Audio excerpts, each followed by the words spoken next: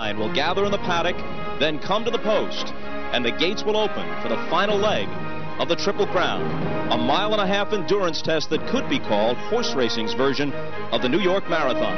On a perfect Saturday afternoon, we welcome you to Belmont Park, truly one of racing's most beautiful settings. Hello, I'm Bob Costas, and I'm standing in Belmont's backstretch, a patch of racing real estate steeped in history. In fact, just behind me is the intersection of Count Fleet Road and Secretariat Avenue. The most fabled horses the sport has known have come down this path and through the shade of those trees behind me in preparation for the oldest of the Triple Crown races. From Man o' War to War Admiral, from Citation to Secretariat, they've all made this walk on their way to the mile-and-a-half run that is the Belmont Stakes.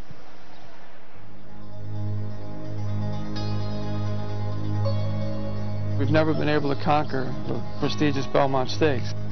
To go a mile and a half this time of year carrying that weight is extremely tough.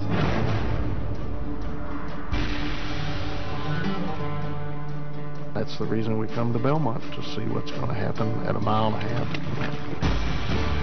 It will take the strongest horse to win at Belmont.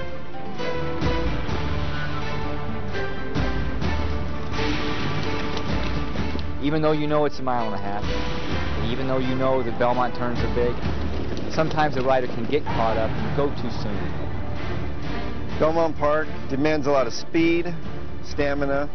It's a beast. The quest to tame the beast, the longest race they'll ever face. Can Kentucky Derby winner Monarchos duplicate his magic from Churchill Downs? Will Point Given's dominance, established at the Preakness, continue?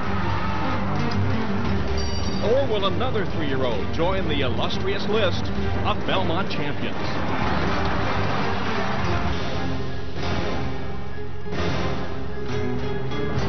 It's a race that requires both speed and stamina. A mile and a half to glory. Who will prevail in the Belmont Stakes? The test of champions.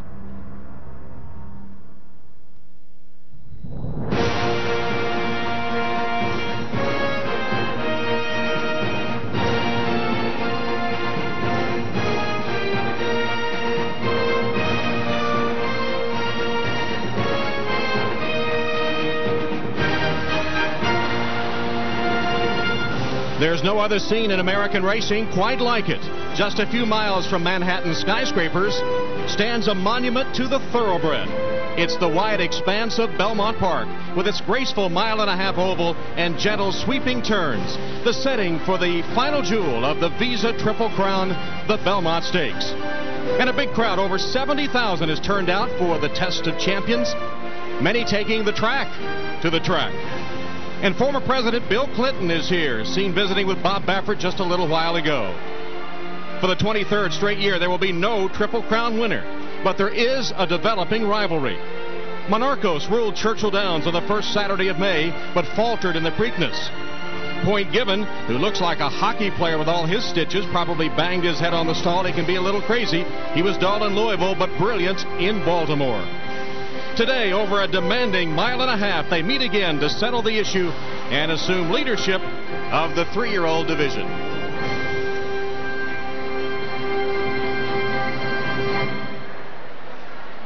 You see, it's a beautiful day, 75 degrees. The track is fast. The Belmont Stakes for 3-year-olds all carry 126 pounds over a mile and a half, and the purse is $1 million. As we said, maybe the biggest crowd ever to come out for the Belmont Stakes when a Triple Crown wasn't on the line here today on a beautiful afternoon. Hello, everyone. I'm Tom Hammond, and we're looking forward to the rubber match between Monarchos and Point Given, but this is anything but a 2-horse race. We know Dollar Bill and A P Valentine, they've made every stop on the Triple Crown Tour, coming off good performances in the Preakness, and 5 rested rivals to face those 4 today. Betting opened yesterday on the Belmont Stakes. Let's take a look now at the current odds. Invisible Ink has the rail. He's 8-1 after finishing second in the Derby. Balto Star, the early speed, at 12. Dollar Bill, always in trouble, it seems, at 5-1. Thunder Blitz is 10-1. The Derby winner not getting much respect. Monarchos is 6-1. Buckle Down Ben from the Wayne Lucas stable, 23-1. Dr. Greenfield over from Europe, 16-1. A P Valentine, he's the home team here, 5-1, based in New York, and the favorite is Point Given. He is at 8-5.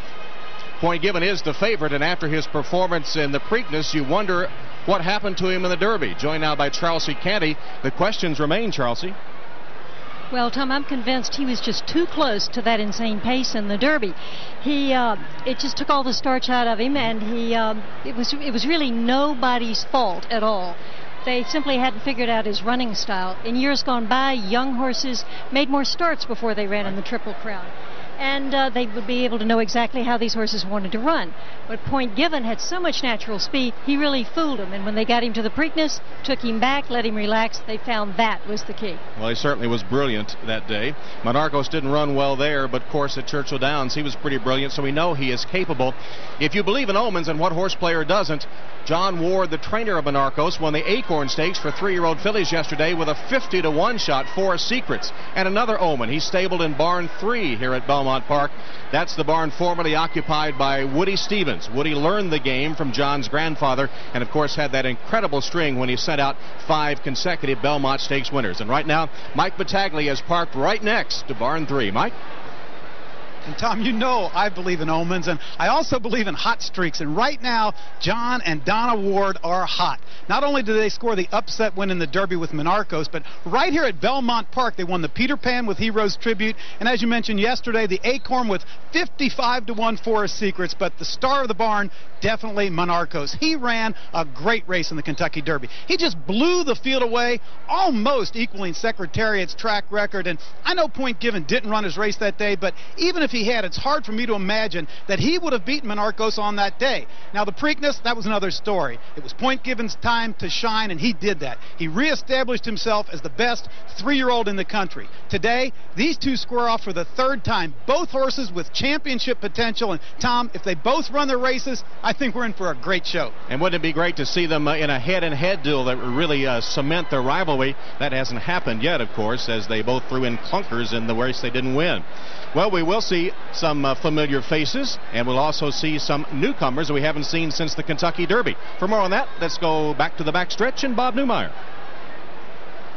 Without doubt, this is a long and grueling campaign. 3 races in 5 weeks, and horses like Monarchos, Point Given, A P Valentine, and Dollar Bill, who's actually hiding in a stall behind me, have fought it out through the Derby and the Preakness, through the heat of Louisville and Baltimore, and they're here to try the Belmont. They are truly tournament tough. On the other hand, you have horses like Invisible Ink and Thunder Blitz. They both ran well in the Derby, but they both opted to skip the Preakness. They've been standing here at Belmont Park resting for the last 5 weeks in preparation for today's Belmont Stakes. This, then, is the essence of today's race. And who do you like? The battle-tested or the rested? Tom? All right, Bob, and we'll find out who Bob and Mike like a little later. If you'd like to join them in handicapping the Belmont Stakes, get comprehensive coverage at NBC Sports Online, and we'll check out our cyber cappers later in the show. The 133rd running of the historic Belmont Stakes from Belmont Park in New York. We're underway from the Big Apple. Sprawling Belmont Park, it comprises 430 acres and looks like a European course. In fact, they ran clockwise European style here till 1921. Aerial views courtesy of the Goodyear Tire and Rubber Company. Goodyear providing aerial coverage of the world's sporting events for more than 40 years. The Belmont Stakes favorite is Point Given, who won the Preakness. He's been brilliant most of his races, but not in Louisville. Trained by Bob Baffert, who has struggled here in the Belmont Stakes. He's 0 for 4, and right now Bob Costas is with Bob Baffert. All right, Tom, thank you. And we're also joined by Bob's 12-year-old son, Canyon, who, as you see, is handsome as a movie star. He's making his television debut today. Walking into the Preakness a couple of weeks ago, you mentioned to me that you had a gut feeling about Point Given. Do you have the same gut feeling today? Well, it's a different feeling today. Now everybody expects him to win. Before, we were going to sneak in there, and we thought he had a good chance to win, and I really thought he was going to redeem himself. So today it's more like, just give me the same race, and we'll get the job done. After the disappointment in the Derby, change of strategy in the Preakness, Gary Stevens took Point Given back off the pace, but this is also a horse that's shown tactical speed. What's the approach today? Well, I think in the Derby, it might have been one of those things where maybe the horse wasn't, maybe he needed one more race before the Derby, because the Derby seemed to really wake him up, and he was a lot tighter after that. So I think since the Preakness, he seemed to show us no signs at all of fatigue or anything. So, mile and a half, he's the kind of horse you can't rush him, let him come out of the gate. And once he picks up the bit and goes, he'll tell us. So if he's moving, if Gary's up at the half-mile pole and he's dragging him along, then the real Point Given is showing up. You were self-critical after the Derby, saying maybe you should have run Point Given in the Wood Memorial. Should this horse be going for the Triple Crown today? Well, we won't know that until after the Belmont. I mean, we'll find out more today, but it's something that, you know, you can look back, second-guess yourself, but sometimes the things that you did, if you would have won, you say, well, it's a good thing I did that. So we really don't know. There's no textbook on training, so it's just trial and error. Have you figured this horse out yet? He's rambunctious, a little edgy. Well, he's such a big horse. I mean, usually horses of his size don't really come around to their 4. I didn't think he was going to run till he was 3, and he showed so much talent as a Tyrrell. So it's all that raw talent that's there. He's shown us those little bursts of greatness, and so we're waiting for him to pull it together, and this should be the race where he pulls it all together. Does this place haunt you a little bit, coming so close with Silver Charm and Real Quiet to winning the Triple Crown, beaten by less than a length in each case with the favorite? Does this place haunt you?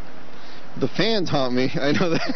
I go, when you're from California, you walk up there, they let you know you're not really welcome around here. But it's a lot of fun and stuff. But you know, it's a very overwhelming racetrack. It's so big and all that. But the Belmont, usually we've gone through it on the 3rd leg after Triple Crown, just getting beat. But you know, I feel good about today. I think maybe we can get that win, that big W we've been waiting for, and that's why I got Canyon here. He's here. He wants to be part of it.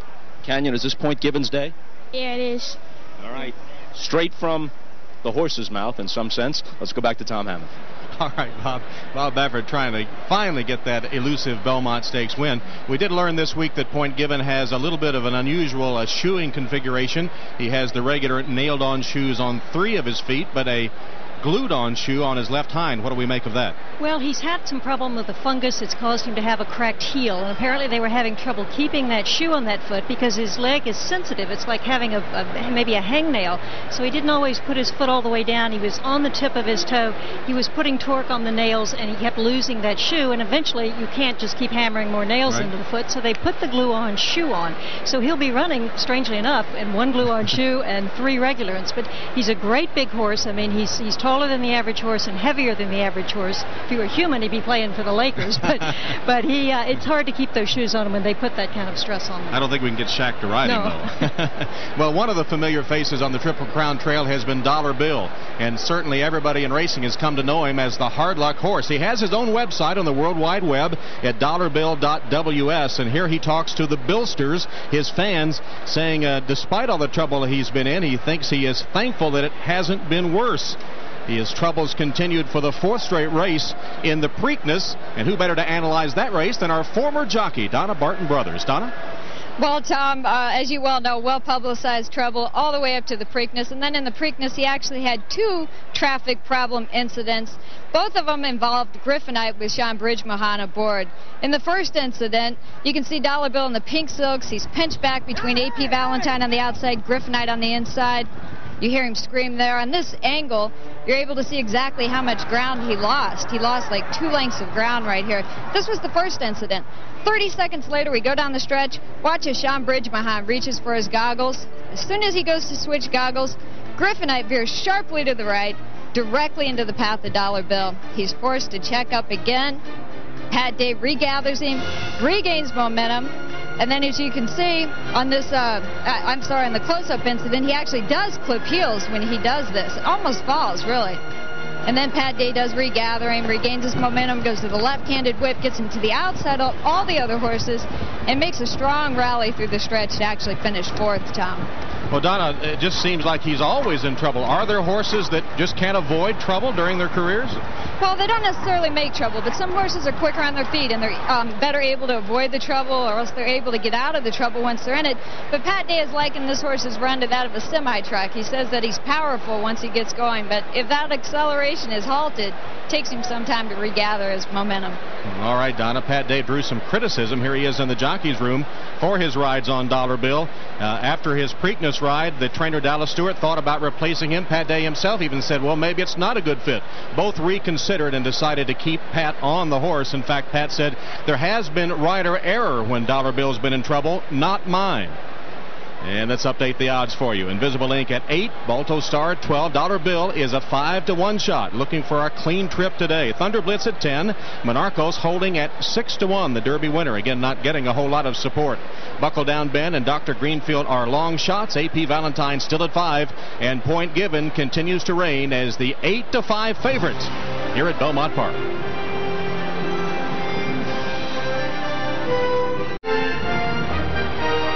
Welcome back to Belmont as the post time approaches for the Belmont Stakes. And in the jockey's room, Gary Stevens trying to focus his thoughts and stay cool as we approach post time for the race. He was here, of course, in '97 on Silver Charm, who just failed to win the Triple Crown.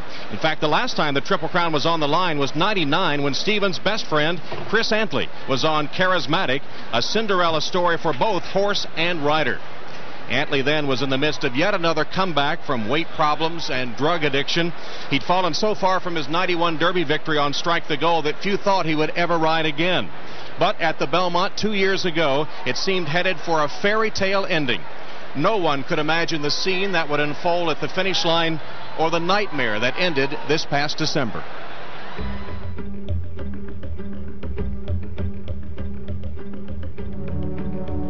The morning of the Belmont was a beautiful, clear, sunny day, and everyone just had such a positive feeling because I don't think there was a single person who didn't want Chris to win the Triple Crown that day.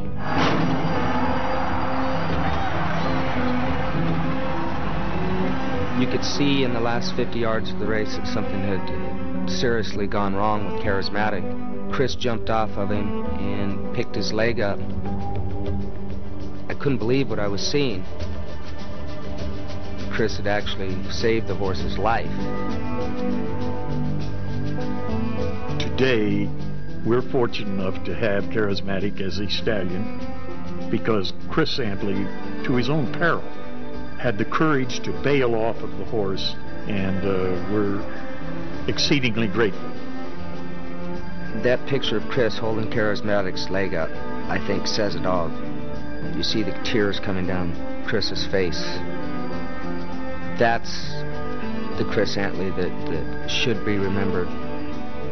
Not with just his friends, but the sport of thoroughbred horse racing, the sport of kings.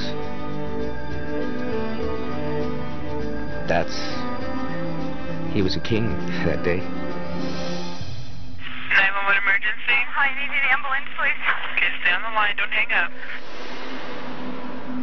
When the police first walked into Chris's house, they saw a man who was laying face down, and in the back of his head was all bloody. And they assumed that somebody had been in the house and hit Chris on the head, and that's why he died. But meanwhile, they take Chris for an autopsy, and they find that there's no damage at all to his skull.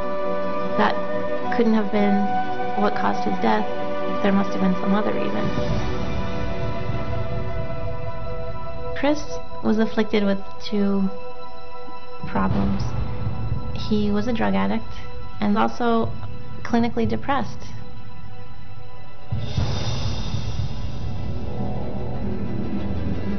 I think that Chris was in a state where he felt indestructible. He felt like no matter what he tried, he wasn't going to die. So let's just see how it feels if I take a bunch of these pills. And unfortunately, he wasn't indestructible. He was the little brother that I never had, and he treated me like a big brother. And it hurts to lose a brother, I'll tell you that.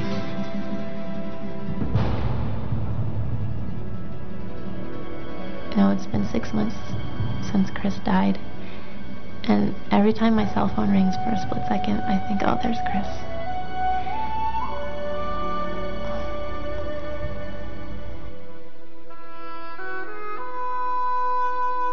He was 34 years old, and I was 8 months pregnant, and it just couldn't be possible.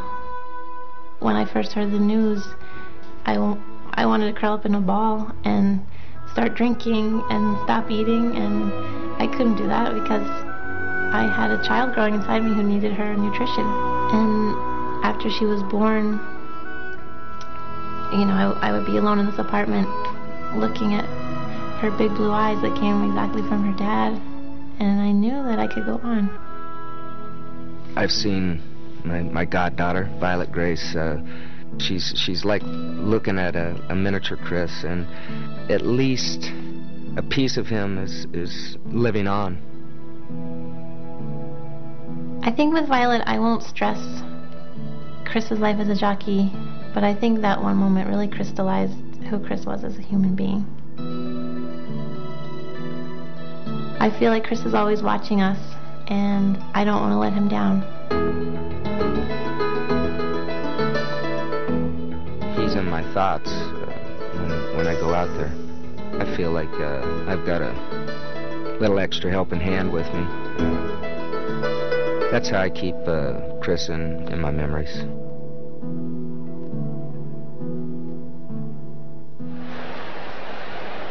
So for many of his friends, a return to the Belmont Stakes was a bittersweet experience, thinking of Chris Antley. Antley, for all his problems, did indeed help save Charismatic's life by holding his fractured leg and preventing the horse from putting further weight on it. The damage then could have been so severe that the horse couldn't have been saved, so he did play the role of hero that day. And Antley was remembered in a memorial service here last night. A little more than half an hour until the 133rd running of the Belmont Stakes. The horses starting to come out of their stalls and make their way toward the racetrack, where they'll be taken into the paddock and saddled for this mile-and-a-half test of endurance. As you see, the crowd already starting to gather around the paddock here at Belmont in anticipation of their arrival. Update the odds. Invisible Ink at 8-1. Balto Star at $12 bill. Fans haven't lost faith in him despite all his troubles at 5-1. Thunder Blitz at 10. Monarchos has gone down a tick. He's now at 5-1. Buckle Down Ben 23. Dr Greenfield 16-1. 5-1 on A P Valentine, and Point Given is the 8-5 favorite. Well, one of the familiar faces we've seen during the past 5 weeks has been John Ward, and as most racing fans know by now, he's a third-generation Kentucky horseman. But not only a trainer, he and his wife Donna also operate a small breeding operation. On Derby Day, they celebrated the victory of a lifetime. Too bad the memories of that day won't all be glorious.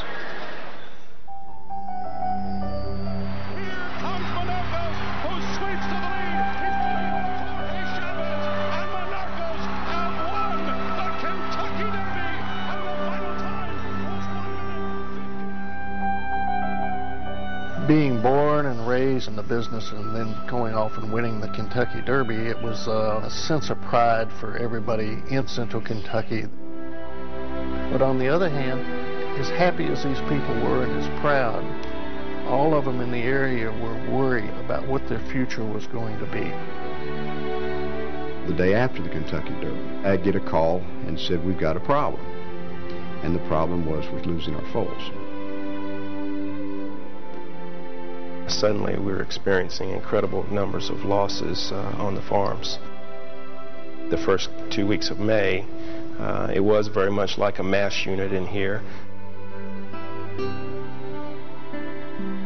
Cherry trees can store cyanide compounds in the leaves, and the eastern tint caterpillars feed on cherry tree leaves. If the horses were being exposed to these, they could ingest the caterpillars and have resultant disease occur within them. We're looking at close to $500 million of a negative economic impact, and that is going to be difficult to recover.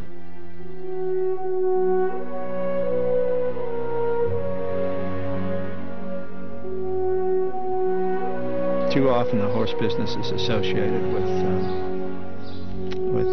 very wealthy people. But the backbone of this industry, they're hard-working people. We're a small farm, and we're a small family farm. And I tell people all the time, it's a wonderful way of life, but a difficult way to make a living. This will be a catastrophic year financially for this farm and for a number of others. And whether or not we make it through, it's yet to be determined. If we were fortunate enough to win the Belmont, that would mean that we've had a very great year. But in reality, we've had a loss caused by Mother Nature, and I'm afraid that it's going to be our most devastating loss. The epidemic, which has abated somewhat now, has been termed mare reproductive loss syndrome, affecting foals born this year, and probably the greater impact will be on foals that would have been born next year, as mares aborted their fetuses from this breeding season. The loss is affecting not only the breeders and the owners of the farms, but all the people who work in the related occupations. So a race that features the best of the breed like today is a welcome diversion from the reality of the losses, which will be felt for years. As we said, Donna and John Ward involved in every aspect of the thoroughbred business. They have the Derby winner Monarchos, who's a 5-to-1 shot last time we checked here at the Belmont. And as they make the walkover, Donna Brothers is with John Ward. John, Monarchos was so impressive in the Kentucky Derby. The only horse to run the Kentucky Derby faster than him was Secretariat, and then he just didn't show up in the Preakness. Have you figured out what happened? Well, after we looked at the tapes and everything, I made a miscalculation. We took back early in the race in the stretch, and it was a devastating thing. We shouldn't have done it. Put him too far behind, and today we're not going to do that. We're going to let this horse break, go ahead and run naturally. And you might wind up seeing him lay in second with a slow pace in the first turn. You attributed right after the race some of it to the racetrack surface. You've been training here for about 2 weeks. Are you happy with the surface today and for the last 2 weeks?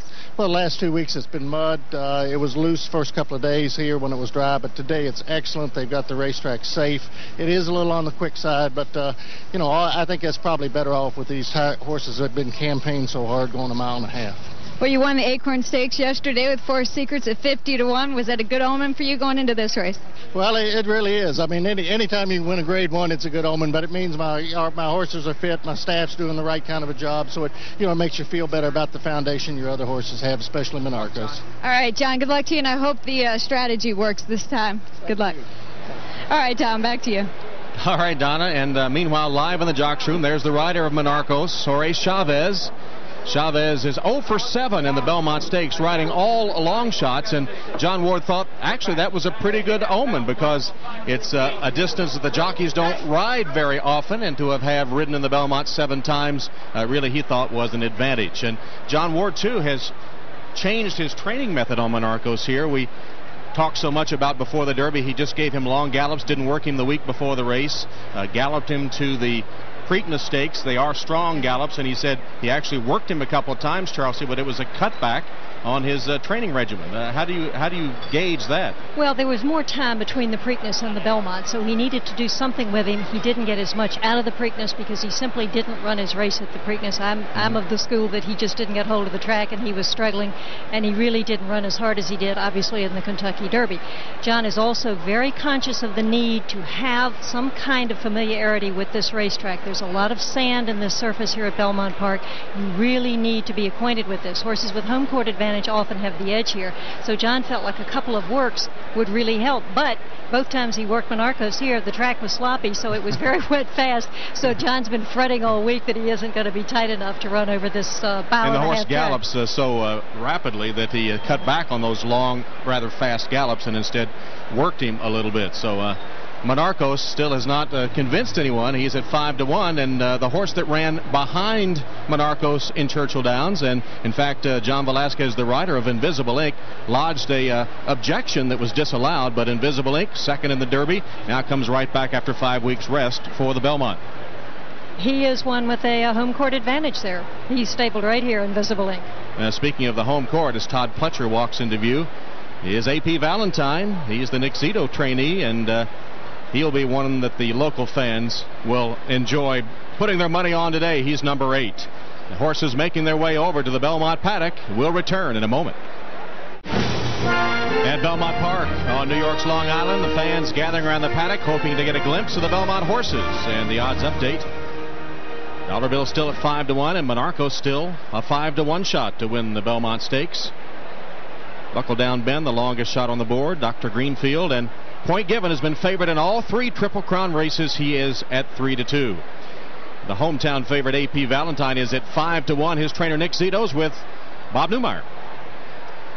And Tom, he's a New Yorker through and through. He likes thin sliced New York pizza. Rudy Giuliani and the Yankees. Imagine, is this the day you're finally going to break through with A P Valentine? I hope so, Tom. You know, Bob, I mean, the horse looks terrific. He's doing great, and why not? Second in the Preakness. You talked this horse up big time. Were you embarrassed at all during the campaign about how poorly he ran on certain occasions, Nick, when you stuck your neck out like you did? Well, I think the one thing I did was a little embarrassed the way we prepared him, but that thing is over with, and I think now we'll be okay, you know.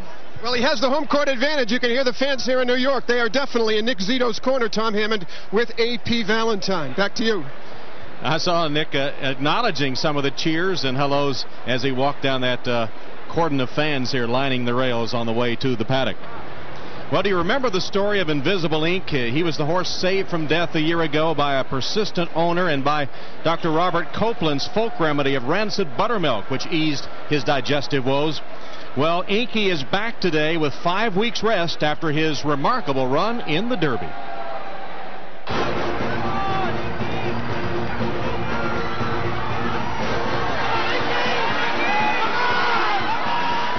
It was about 50 yards before the finish line.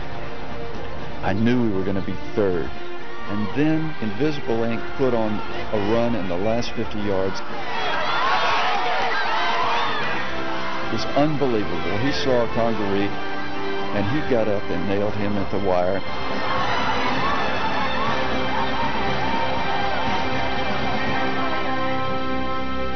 Everyone saw the story of Invisible Ink during the Derby. So many letters from people, almost 3,000 emails that told me that they had just screamed themselves hoarse, and Invisible Ink had come through for them.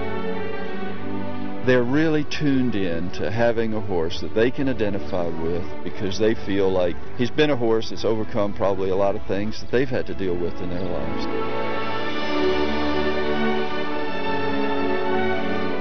We drove up to a hotel here near Belmont, and the doorman that opened the car as we walked in, he said, "Mr. Invisible Ink." How's Inky? So it was an inspirational story that moved a lot of people, and if horse racing can do that for people all across the country, it gives me a good feeling, certainly.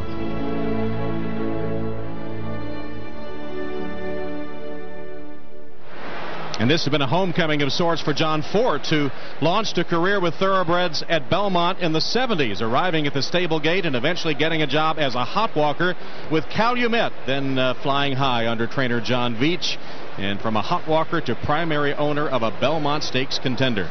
Here's Chris McCarron and Jorge Chavez as the jockeys make their way from the jockey's room out into the paddock for their final instructions and the order of riders up. And while they make their way there, let's check in with our handicappers, Mike and Bob, to see who they like. Guys?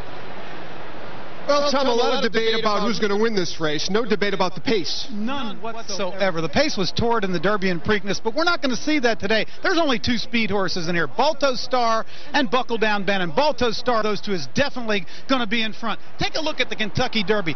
4 horses bolted out of the gate. Song on a Prayer, Millennium Win, Balto Star, and Keats. This looked more like the start of the Breeders' Cup Sprint than it did the start of the Kentucky Derby. The pace was ridiculously fast. 44 and 4 for the half. You're not going to see that today. Historically, the Belmont Stakes plays well for stalkers. They're well represented here today with the likes of Invisible Ink. He is a very live long shot. A P Valentine, we talked to Nick Zito, and the horse they have to beat, Point Given. And Point Given was so impressive. Here he is in the Preakness, just making a move. As soon as they turn onto the backstretch, Gary Stevens does not even ask this horse to run. He just accelerates long, powerful strides. Look at the way he was picking off horses. That was just a huge effort by Point Given. I picked him in the Derby. I picked him in the Preakness, but not today.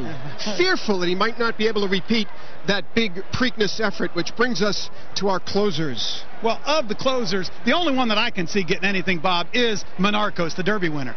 Well, au contraire, because Thunder Blitz is a horse that's fresh. He's ready. He's put on 60 pounds since the Derby. He was a late May fall. He wasn't even a 3-year-old when he ran in the Derby. excellent rider in Jerry Bailey, good trainer in Joe Orsino. Let's light up the board today at 10-1 with Thunder Blitz. Good connections, but I really don't think the horse can win. I think there's 3 horses that can win. Point Given, Monarchos, and Balto Star. My daddy always told me a loose horse on the lead is dangerous. Balto Star is going to be dangerous. I'm going to take an exacta box, Bob. Balto Star and Point Given in an exacta box. You can't even pick a winner, and you're giving out an exacta. Balto Star, Point Given, go to the bank. Yeah. Unbelievable. Tom, back to you. They have differing opinions. What a surprise. By the way, Mike, just for your information, the last wire-to-wire winner in the Belmont Stakes, Swale in 1984. The 133rd Belmont, over 1.5 miles. Back to Long Island in a moment. Everyone wants to get a look at the horses for the Belmont Stakes. Beautiful paddock here at Belmont Park, and the horses being saddled as we speak. Invisible Ink 9-1, Balto Star 12. He's the speed horse. Dollar Bill's gone up a notch to 6. Thunder Blitz 11. Monarchos still at 5-1. Buckle Down Ben up to 25 now. Dr. Greenfield up to 17. A P Valentine holding steady at 5-1, as is the favorite Point Given at 3-2. Well, Wayne Lukas has won 13 Triple Crown races, but this is the first time we've seen him in 2001. Let's go to Bob Newmeyer. Very much the forgotten man, D. Wayne Lukas, but his Belmont Stakes record is impeccable. 15 starts, 4 wins. He's the only trainer in this race that has won this event. Consider the other trainers, 15 starts and no wins, and he's saddling the long shot Buckle Down Ben. But remember that this same man, D. Wayne Lukas, saddled big long shot Commendable last year in a shocker. One other point. Lucas's protégés well represented here. Trainers Dallas Stewart, Todd Pletcher, and Gerard Butler all worked for Wayne at one time or another. He accounts for 5 of the 9 runners in this year's Belmont Stakes. An enormous influence of the forgotten man, Mr. D. Wayne Lukas. Tom? Well, forgotten, we talk about Woody Stevens and his fantastic run of 5 straight. At one time, Wayne Lukas won 3 Belmont Stakes in a row, trying for the upset here today. Let's go to Mike Battaglia. Okay, Tom, you're talking about long shots, and Dr. Greenfield is one of those long shots. But, you know, he does have a couple of things going for him. This horse has won 3 straight races, including one on the dirt. He's owned by Team Valor, a syndicate headed by Barry Irwin, and they came here in 1992 with a horse called My Memoirs. All he did was finish second to A P Valentine. He is also trained by Gerard Butler, a former Lucas assistant. He knows how to get horses ready, and he's bred to get the 1.5 miles. This horse's sire, Dr. Devious, won the 1.5 mile Epsom Derby in 1992. So the horse is a long shot, Tom, but stranger things have happened. Indeed they have. In fact, Irish trained Go and Go, a previous winner of the Belmont Stakes. And we're waiting for paddock judge Neil Cotrone to give us the order of riders up for the Belmont Stakes.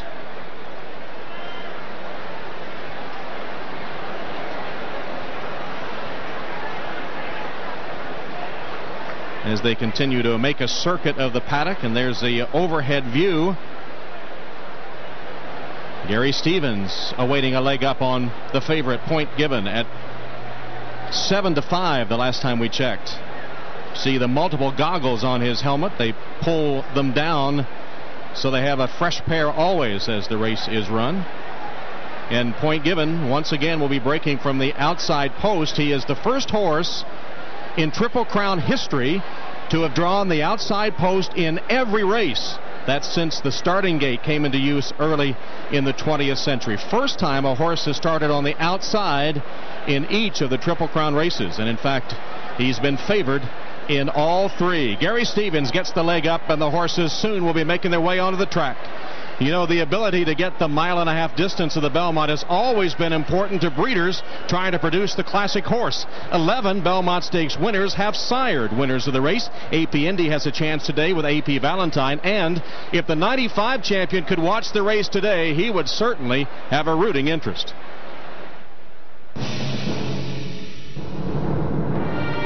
The winner of the 1995 Belmont was Thunder Gulch.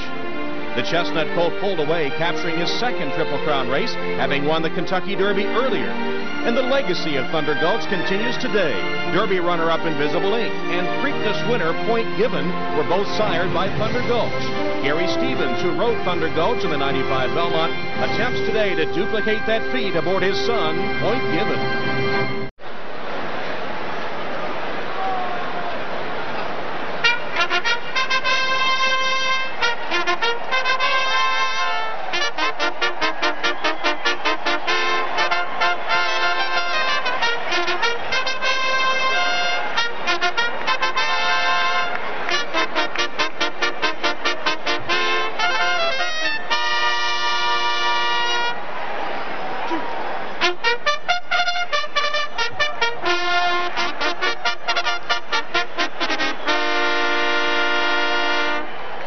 Ladies and gentlemen, New York, New York, performed by Broadway star Linda Eder. Start spreading the news. I'm leaving today. I wanna be a part of it. New York, New York. These vagabonds are longing to stray and step around the heart of it. New York, New York. I wanna wake up in the city that doesn't sleep, to find I'm king of the hill, top of the heap. These are melting away. I'll make a brand new start of it in old New York. If I can make it there, I'll make it anywhere. Come on, come through New York.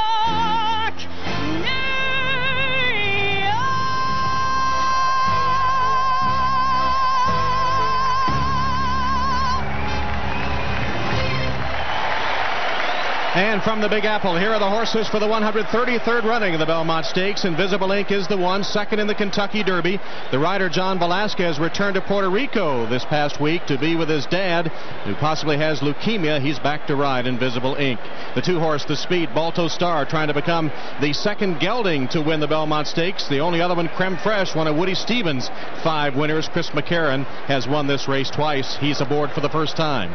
The three horses, Dollar Bill, hoping the wide turns of the longer distance give him a clean trip under Pat Day, who won the race 3 different times and just passed 8,000 wins in his career. Only Lafitte Pincaille and Bill Shoemaker have done that. The 4 horses, Thunder Blitz, a May 13th foal, just maturing in the 5 weeks off since he ran in the Derby and finished 4th. He's gained 62 pounds. First Belmont for Joe Orsino. Jerry Bailey rode Hansel to victory here. The 5 horses, the Derby winner Monarchos. Monarchos ridden by Jorge Chavez, who is 0 for 7 in the race on long shots. Monarchos has a couple of things to worry about. Will he like the track, and will he have a hot enough pace to run at as he did at Churchill Downs?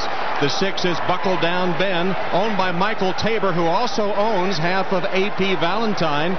This horse got over a respiratory infection to come back and win an allowance race at Churchill Downs. And Dr. Greenfield is the 7 horse. He's already gone by from Europe, a son of Epsom Derby winner Dr. Devious, and ridden by Edgar Prado. There he is, Dr. Greenfield, Irish bred, has been schooling in the gate American style in Ireland, has won a race, the D Stakes, in England, the same race My Memoirs used after he came to the States, or before he came to the States, and ran second to AP Indy.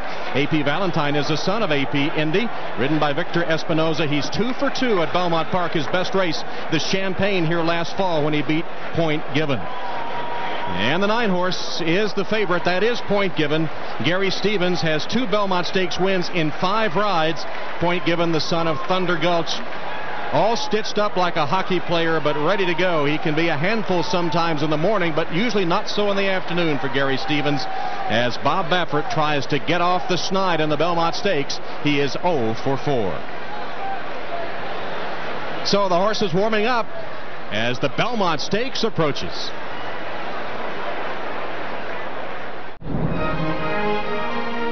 Bob Costa's back at Belmont Park as we prepare for the 133rd running of the Belmont Stakes. Standing here in the winner's circle overlooking both the start and finish line. And once again this year, as you all know, for the 23rd consecutive year, there will be no Triple Crown winner. On the other hand, the Preakness winner Point Given or the Derby winner Monarchos has a chance in the next few minutes to establish himself as the clear-cut head of the 3-year-old class, if he can prevail in this race, sometimes called the test of a champion.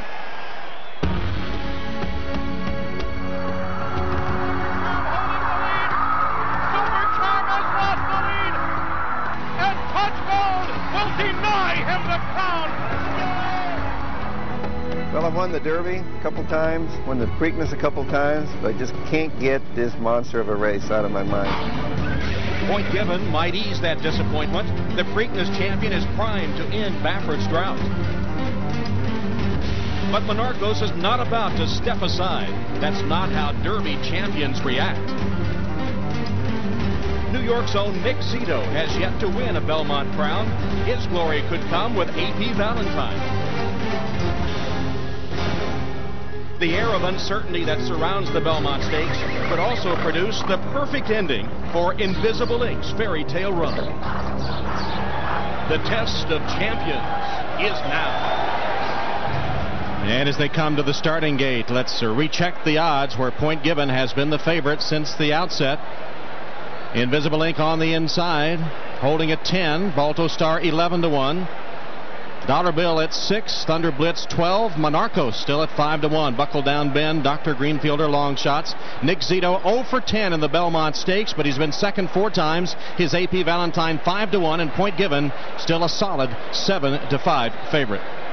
Well, Donna Brothers is on horseback now. She's been observing the horses as they warm up. Donna, anything of interest back there as they got ready to come to the gate?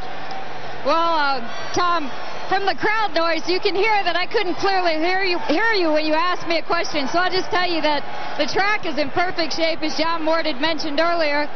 Point Given and Dollar Bill and A P Valentine and Monarchos all had a nice gallop to the backside. They all caught their breath and took a nice long walk. As I mentioned in the Preakness, Gary Stevens wants to keep Point Given off by himself, and really the only person joining him right now is me, but I'm on his pony, so it's okay. They all look like they've come to the gates in good order, Tom, and now they're set to load. All right, Donna. Well, the fact that Donna couldn't hear me, it proves that it is loud down there for the horses, too. Look at Point Given pricking his ears. He hears the crowd as Invisible Ink is being led in a circle behind the gate. He's at 10-1. The horse that was given up all but dead a year ago. Todd Pletcher ran impeachment last year in all 3 legs of the Triple Crown. He looked like the Belmont would be the one he could win. He came up pretty empty, and I think that taught Todd that maybe a little time in between these races would be better. After he ran Invisible Ink to that good second in the Derby, he said, I'm going to rest him up to the Belmont. So I think he's had this in his sights all along. And there are the 2 Pletcher horses going in, Invisible Ink and Balto Star. You saw Secretariat's record. How could you come to the Belmont Stakes and not think of the great one, Secretariat, that amazing performance in 1973? That's Thunder Blitz. A lot of people think he has a good chance, including our Bob Newmeyer as he goes into the gate. Monarchos, the familiar gray with that cross bridle that prevents him from getting his tongue over the bit, with Jorge Chavez aboard into the gate. Buckle Down Ben is next in the Michael Tabor colors. And to call the 133rd running of the Belmont Stakes, let's go atop the grandstand to Tom Durkin. And we're waiting for Dr. Greenfield, A P Valentine, and Point Given. And Dr. Greenfield behind the gate, and perhaps it's the size of this crowd that is giving him the willy, so to speak, before the starting gate here. He has, of course, been running at some very smaller tracks over in England. And he is walking behind the starting gate. Sometimes a little different procedures, too, when horses are used to being loaded into the starting gate over in Europe as opposed to over here in the United States. Just a whole different atmosphere. Tom Durkin, you see the rider jumping off there. You know, in 2 of his races in Europe, Dr. Greenfield, the chart said he dwelt at the start. And over the past few weeks, they have been schooling him in the gate American style, getting used to the bell. Of course, they couldn't duplicate the crowd that you mentioned, but the gate has been a problem all along for Dr. Greenfield. And they're still having trouble with him today. So you saw Edgar Prado hop off, and they're trying to settle him down now because Dr. Greenfield, this is all as you said, completely new experience for him, and he wasn't that great in the gate anyway. They're going to try to back him in. The starter here at Belmont Park is Bob Duncan, and he's very progressive in the way that he handles horses going into the starting gate. Something of a horse whisperer, if you will. He doesn't believe in really strong arming horses. He uses it as a last technique to get the horses into the starting gate. He is very conscious of this new age kind of science as far as handling horses. But right now, it just appears to be that the old brawn is the way that's going to get Dr. Greenfield into the starting gate. And the loud crowd, a mock cheer as he goes into the gate. A P Valentine moves into line, and now we await Point Given, who for the third time will take the outside post position in the Triple Crown races this year. Gary Stevens aloft, the Preakness winner. One more behind the gate. The rambunctious Point Given. His trainer Bob Baffert looking on with some concern. And he too is in the gates. And we are now ready for the start of the 133rd Belmont Stakes.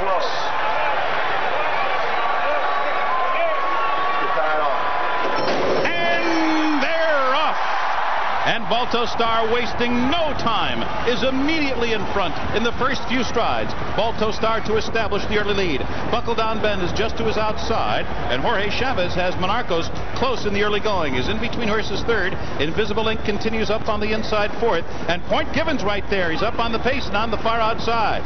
And then near the back of the pack are Thunder Blitz, who's been moved immediately to the rail by Jerry Bailey, and the two trailers are Dollar Bill, who's down on the inside of European Invader Dr. Greenfield. So they make their way around that sweeping clubhouse turn here at Belmont Park, and it is Balto Star. There's mild pressure from Buckle Down Ben, and Point Given loping along comfortably in the early stages here. The opening quarter went in 23 4/5 seconds, and the opening half mile was a soft one, 48 seconds flat, so it's a comfortable pace that Balto Star and Chris McCarron have established. And Point Given is right up there on them now on the far outside. Buckle Down Ben in between horses. A P Valentine is kept right up on the pace too. He's only 2 lengths behind Balto Star. Then farther back, Invisible Ink settles into an easy beat now about 6 lengths from the front. Monarchos there gets a nudge from Jorge Chavez with 6 furlongs to go. Then it's Thunder Blitz to his inside. Still well at the back of the pack are Dollar Bill and Dr. Greenfield. Dollar Bill is now being asked to run 5 furlongs from the wire. And the field moving for the far turn, and Point Given is making his move. There he goes, 3 wide after Balto Star. Buckle Down Ben fights on in between him. And now here comes A P Valentine, and he's moving 4 wide after the lead. There's a break of another 6 lengths back to Monarchos and Invisible Ink. And at the midway point on the turn, they've run a mile in 1:35 2. Point Given rolls to a 2-length lead. A P Valentine is full out, but he's 2 lengths behind as they approach the top of the stretch. Then there's a break of another 4 lengths to the Derby winner Monarchos, who's starting to hit his best stride as the field hits the quarter pole. Invisible Ink is coming through an opening on the inside, but it's Point Given who comes roaring off the turn with a widening lead. He's pulling away to lead by 5. He's pulling away to lead by a half a dozen lengths here at the 8th hole. Then it's A P Valentine, followed by Monarchos. Dollar Bill is moving way too late. Here is a powerful, compelling performance by Point Given. He is under the line to win the Belmont by 11 lengths at the finish. Sensational effort here. A P Valentine finished second, and Monarchos was third. Dollar Bill came on to be fourth. The final time was 1 minute 26 2/5 seconds. That's equaling the 4th fastest Belmont Stakes ever. An absolutely sensational, overwhelming effort by Point Given today, and he really put it here together at the big ball yard at Belmont. And Bob Baffert finally has his Belmont Stakes win after narrowly missing with a Triple Crown on the line with Silver Charm and Real Quiet. Gary Stevens and Point Given dominate in the Belmont Stakes. This is a horse some called a super horse before the Derby. He proved he was mortal at Churchill Downs, but in the Preakness and especially today here in the Belmont Stakes, Point Given to the head of the class of the 3-year-old division, proving that he is, at least for now, the best of this crop. Let's go down to Donna. Oh, excuse me, I've got Gary Stevens here. Gary, congratulations. He wins the second leg of the Triple Crown today. Is he a superstar? Yeah, I think he showed he was today. He was loafing with me a little through the lane, and I don't have eyes behind my head, but I think he was running away from it, wasn't he? Well, you ride like you have eyes behind your head. 6 mounts in the Belmont now. This is your 3rd winner, is that correct? That's right, yeah. What's your secret? Fast horses like him. I'd like to thank Prince Ahmed once again, people of Saudi Arabia. Beautiful feeling. Well, now that you've won the Belmont, does this take the sting out of losing the Derby, or does it actually kind of make it a little bit more frustrating that he lost the Derby? I'll always wonder what could have been. I feel like he should have been going for a Triple Crown today. Didn't happen. We'll try again another year, but this guy should have a Triple Crown written next to his name. Gary, congratulations. And Point Given, same to you. Tom, looks like Point Given just has one tarnish mark on that record. Donna, Point Given becomes the first favorite to win the Belmont Stakes since 1995, when his daddy, Thunder Gulch, won it at 3-2. And was he dominant today? Well, a quick glance at the stretch run proves that Point Given was at the top of his game today. In fact, he appeared to be picking up horses on the backstretch and into the turn for home on his own. Gary Stevens hadn't even asked him to run yet. Now, when Stevens asks him and taps him a few times with a whip, Point Given responds to get to the wire 11 lengths in front of the rest of the field. And Stevens looks behind and sees that great margin. No fooling around today. No glancing at the crowd or the grandstand. No problem changing leads. Point Given is as dominant as they come in today's Belmont Stakes, as we have the same 1-2 finish as we had in the Preakness. Point Given and A P Valentine. And Bob Baffert, after 0 for 4 in the Belmont Stakes, finally gets his win. Point Given,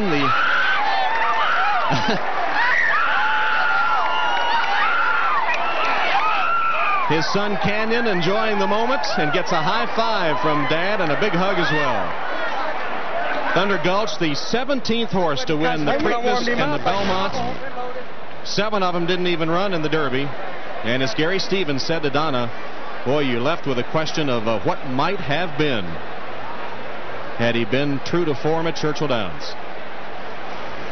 Bred by the Thoroughbred Corporation of Prince Ahmed Salman of Saudi Arabia.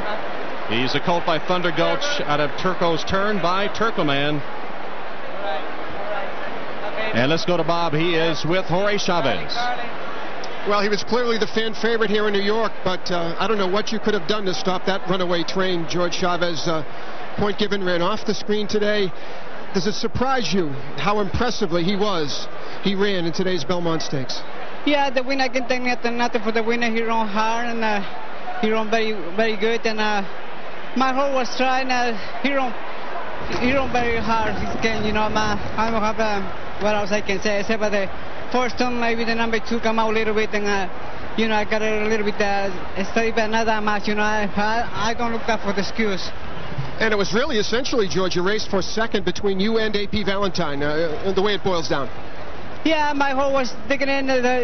He did try, but you know, even I can't get the second. So I'm very happy how he ran, and that's how I can do, you know. All right, back to Tom Hammond. All right, Bob. Jorge Chavez a bit disappointed as Monarchos finished his 3rd. Here are the prices. Point Given, $470, $373. A.P. Valentine and Monarchos, a $20 exacta, $76 trifecta, superfecta, $183. We'll be back. From high above, the pictures courtesy of the Goodyear Tire and Rubber Company. For more than 40 years, Goodyear has been providing aerial coverage at the world's major sporting events. and being led into the winner's circle now. And just a few moments ago, Prince Ahmed Salman of the Thoroughbred Corporation, a Saudi Arabian prince who missed the Preakness, on hand for the Belmont. And he's a new father, and he now has the best 3-year-old in America. And here also Penny Chenery congratulating Bob Baffert. She was the owner of Secretariat, the Meadow Stable runner who had the dominant performance, and nothing compares to Secretariat's win in the Belmont, but certainly Point Given was dominant today as well. The blanket of white carnations placed over the withers of Point Given. Prince Salman, of course, missed the Preakness. He was back home in Saudi Arabia watching on television, but urged Gary Stevens and Bob Baffert to take Point Given back off the pace. That was the winning formula today. With a slow pace, Point Given was much closer and then just scooted to the league effortlessly, it seemed, and pulled away down the stretch. White carnations as souvenirs from Gary Stevens. And boy, oh boy, you think back to the first Saturday in May at Churchill Downs. We were anointing this colt as a super horse. He's looked super the last 2 races in the Triple Crown, but inexplicably turned in that clunker in Louisville.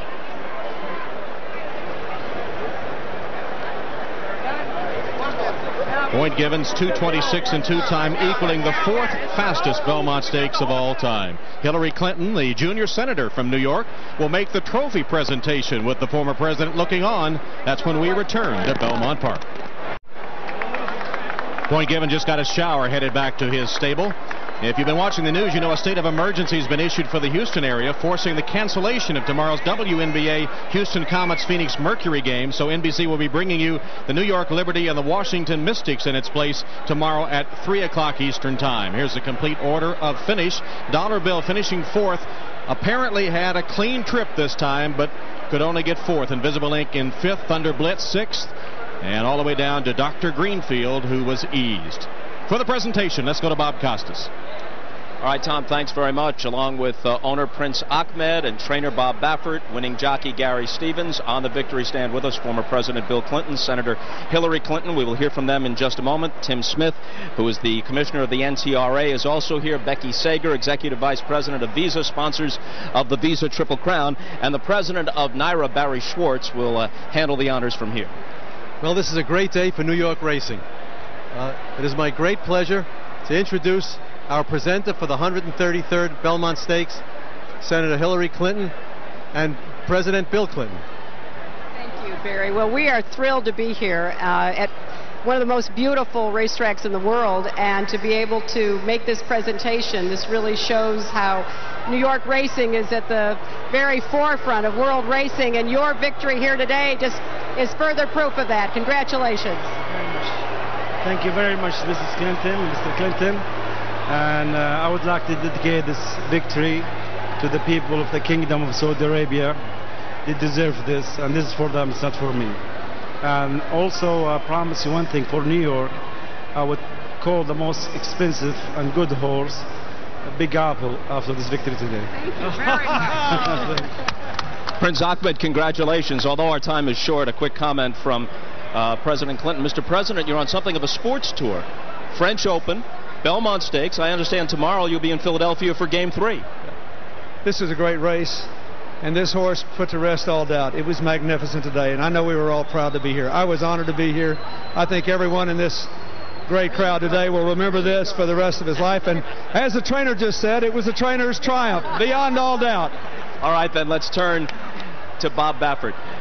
A sense of redemption, or is that even fair? A remarkable run by Point Given today. Well, Point Given has a lot of fans, and Prince Ahmed, he could have easily fired me after the first race, but you know, he just took it in stride. But we knew this horse was this kind of horse, and it wasn't his day, Derby day, and but we're not going to look back. We're just enjoying. We enjoyed the Preakness, the Belmont today. He showed what he's really made of, and I just hope, you know, he stays together. We're going to have a lot of fun with him.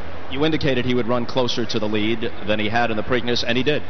Well, I knew Gary knew what to do this time, and I just told him that at the half-mile pole down the backside, you'll know if I did my job or not. But this horse, I just knew the way he was acting today, the way he came in here. He was hitting on all cylinders. That's the main thing, and and I promised Canyon a win. Well, your 12-year-old son Canyon said this was Point Given's day, and he was right. Let's go over to Charles C. Canty, who's with the winning jockey, Gary Stevens. Charles C. Gary, when you won the Kentucky Derby aboard Thunder Gulch, you pointed at the sky for a special reason. You did the same thing today. Can you tell us why? Chris Antley. I was thinking of Chris as I crossed the finish line. He had some great moments here at Belmont Park, and felt like he was riding with me today along with God, and it's a nice feeling. Nice feeling. Point Given gave you a great race. This was the horse you all had the confidence with all along. Yeah, I'm always going to be bittersweet about both the victories in the Triple Crown without the Kentucky Derby. I'm not going to be greedy. I'm going to enjoy these last 2 wins, but I feel like this horse is a champion, and he should have a Triple Crown next to his name whenever he quits racing. It's not to happen, but he's got a lot of time left to prove that he is a champion, and we're going to have a great rest this year. Well, the what us will always hurt, but a great day today. Congratulations to Gary, Prince Ahmed, and Bob Baffert. Now we'll go upstairs to Tom Hammond. All right, Charles C., thank you very much. As Point Given becomes only the 3rd Belmont Stakes winner from post position 9 since 1905. He's now earned almost $2.5 million. He shipped in late. He came in on Wednesday, didn't work over the track, but proved he loved it today as Baffert gets his first Belmont win. Tomorrow at 9 Eastern, NBC will be live from Paris with the men's final at the French Open, and then the NBA finals continue tomorrow night. Tom Hammond for all of us at NBC saying so long from Belmont.